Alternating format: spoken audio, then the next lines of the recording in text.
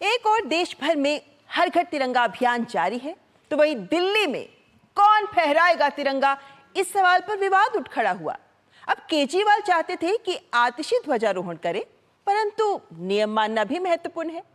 आखिरकार उपराज्यपाल ने विवाद को सुलझाते हुए दिल्ली के गृह मंत्री कैलाश गहलोत को नामित किया है, जो अब 15 अगस्त पर दिल्ली के छत्रसाल स्टेडियम में तिरंगा फहराएंगे।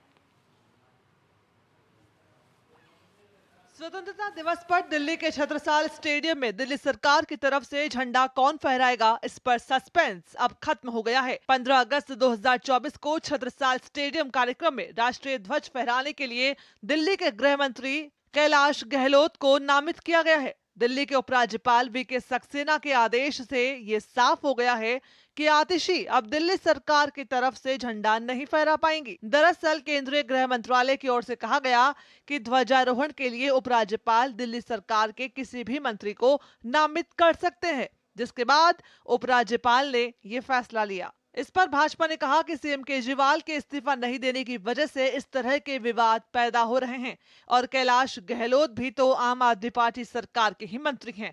ऐसे में उपराज्यपाल ने विवाद सुलझाने का काम किया है। अरविंद केजरीवाल को मालूम था कि वो मुख्यमंत्री रहते हुए जेल में है और उनको भी जेल में ही रहना है, तो वो इस्तीफा देते, दिल्ली की सरकार नया मुख्यमंत्री चुनती और वो ध्वजारोहण करते।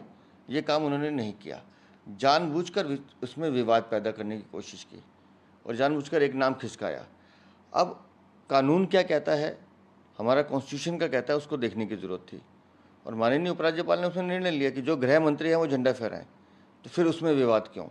परंपरा के मुताबिक दिल्ली के मुख्यमंत्री ही छत्रसाल स्टेडियम में झंडा फहराते हैं, लेकिन इस बार दिल्ली के मुख्यमंत्री अरविंद केजरीवाल शराब घोटाले मामले में जेल में बंद है, जिस वजह से ये संकट खड़ा हुआ। अरविंद केजरीवाल ने शिक्षा मंत्री आतिशी से ध्वजारोहण कराने की इच्छा जताई थी, जिस पर दिल्ली सरकार के जनरल एडमिनिस्ट्रेशन डिपार्टमेंट ने आपत्ति जताई। विभाग ने केजरीवाल सरकार के मंत्री गोपाल राय के निर्देश को लागू करने से मना कर दिया था।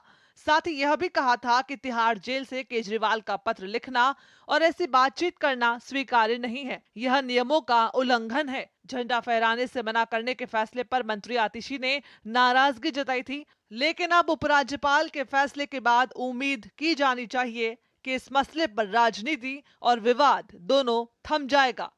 Bureau report, DD news. यह वक्त चला है एक और ब्रेक का।